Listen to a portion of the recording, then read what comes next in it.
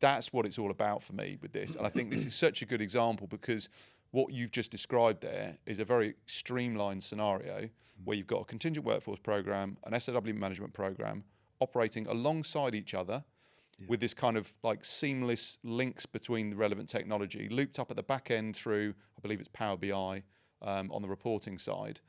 So you've got an end-to-end process that's utilising best-of-breed technology, a third-party provider helping manage the service, and self-service within the end client. A lot of people would just, from the outset, would just think that's not possible. But it genuinely is. But it's taken, one of the things it's really taken is someone to drive the process. Alan, I asked you, you said stubbornness, things like that. From what I see in the market, because it's this is quite a pioneering program. There's much more demand now. People are becoming more aware that it's a solvable problem, and there are solutions out there. But it still takes somebody with kind of a bit of a bee in their bonnet to say, I want to do something about this. Yeah, and I think that's why this is all worked out so well. Because, okay, I had something in my head. I had the kindling of a theory that this could be made better.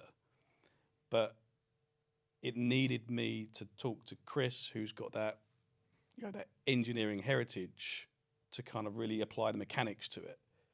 And then obviously with what you've created with Zivio, that's how it's all kind of come together. Is I had this, like I say, I had the theory, had to talk to Chris about the practicality of it, and that's how it's been developed. And it's infectious. When you meet a client that genuinely wants to make a change, then as an engineer, as an organisation, we enjoy solving problems.